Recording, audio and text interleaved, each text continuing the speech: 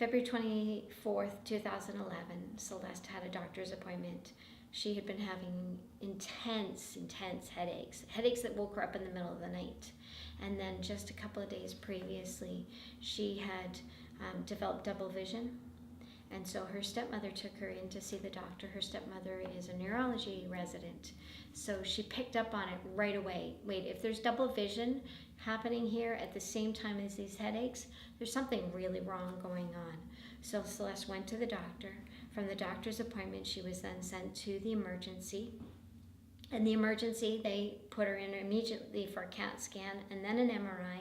And by 9:30 at night, she was having emergency surgery. When she went in for that emergency surgery, they knew at that point there was already a growth on near her pineal gland. It was about a golf ball size growth. So next it came down to, okay, what kind of growth is this?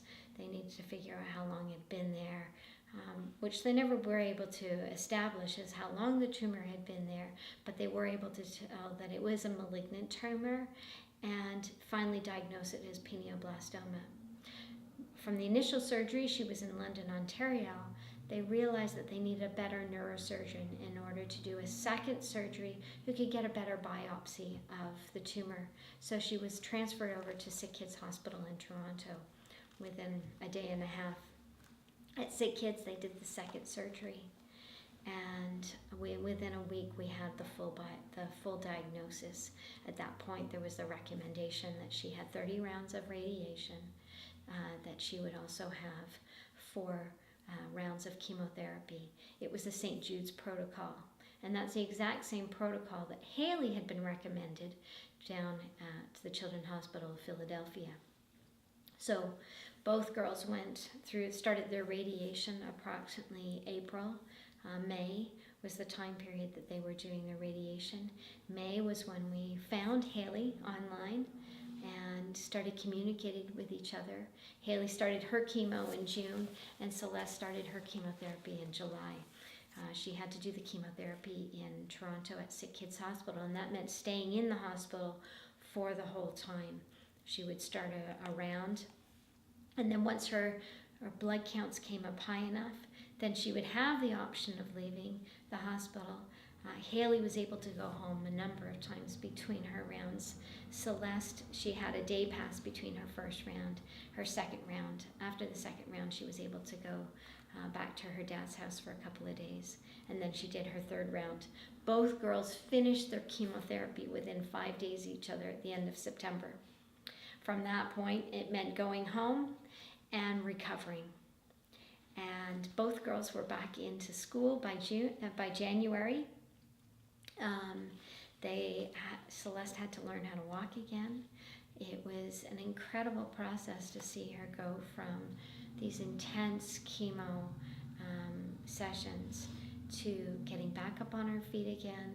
Both girls had to have feeding tubes. They had to gain weight in order to be strong enough. Celeste went back to school even with her feeding tube. She was so strong and insistent that she was going to get back into life and back to normal again. Both girls graduated from grade 8 in June of 2012. Celeste had honor roll.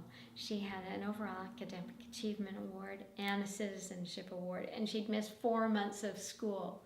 It was absolutely incredible. We were so proud of her. Now for Haley, she was doing equally well. She graduated, and I understand she graduated with honors as well. As they went through their summers, they started participating in regular activities. Celeste was doing girls' camp and leadership conference. But at that time, we were waiting for the results of the follow-up MRI. Haley had had no evidence of disease, so it meant she was free and clear, and she was doing terrific. Celeste came up with a couple of spots on hers, but we thought, you know what, sometimes those don't end up being anything, and we're going to just help her to keep being strong and get back, start high school. And that's exactly what she did. She started high school. But in November, December, she started getting more and more tired again. And those dreaded headaches came back, and the nausea, and a little bit of the double vision. And it meant another MRI. And with this MRI, we found out that actually Celeste's tumors had come back in full force. They were all over her brain and her spine. And the doctor said, with the amount of cancer that she had in her body, the amount of disease that was there, she had literally only had days or weeks left to live.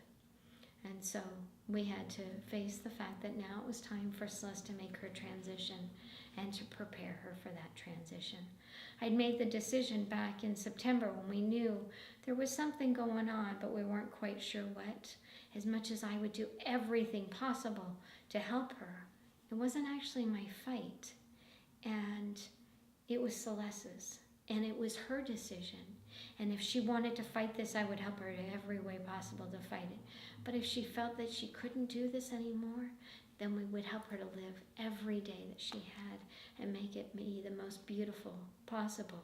So I'd already made that decision. And at that time, Celeste says, I want to fight this. I'm going to be strong. We're going to do everything possible.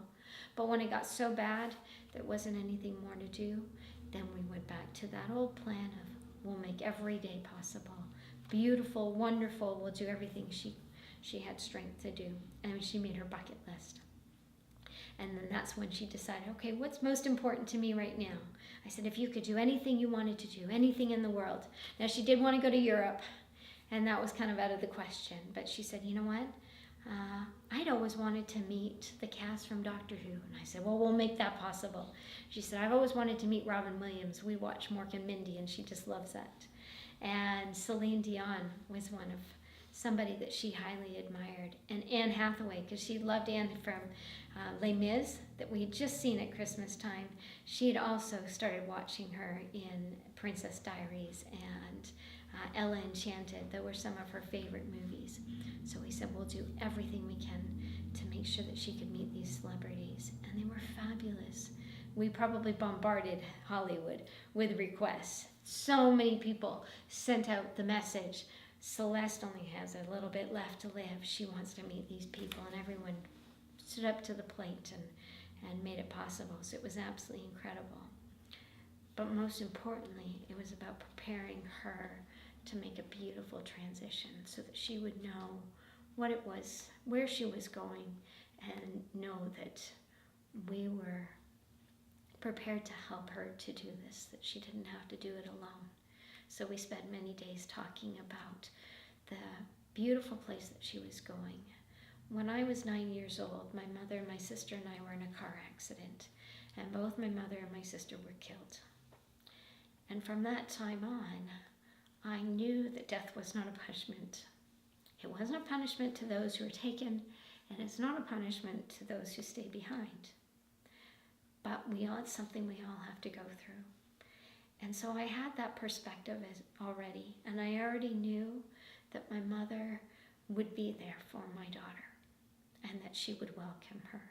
And so we were able to just let her know what it was going to be like and prepare her for that transition. And while it's the hardest thing a parent can do, it's what we had to do. And I know that when I was able to say, Heavenly Father, here's my beautiful little daughter, I knew that I was trusting Him. And I knew that He had a plan for her and for me, just the way that He did for my mother and my sister. And it was okay. And so on the 24th of February, exactly 2 years from the day that she was diagnosed, that's when when she made her transition. And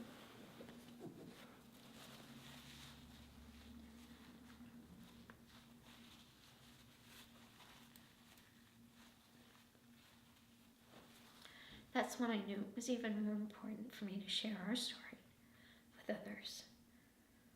We had a beautiful girl. A member of our clergy once said, sometimes there are spirits that are so sweet and so special that God has to call them home.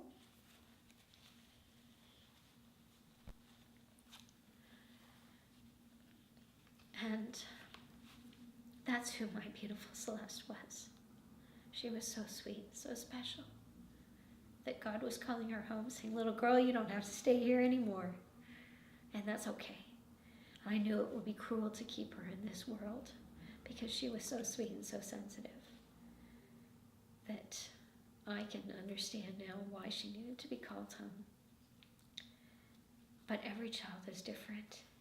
Haley is a beautiful, strong, sweet spirit. She has so much to offer the world.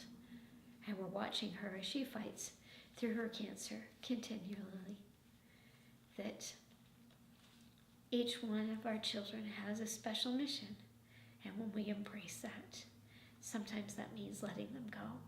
And sometimes that means continuing daily, going through that fight and supporting them through the difficult things they have to do that make them stronger, that make us stronger, and that allow us to feel the love of so many people around us.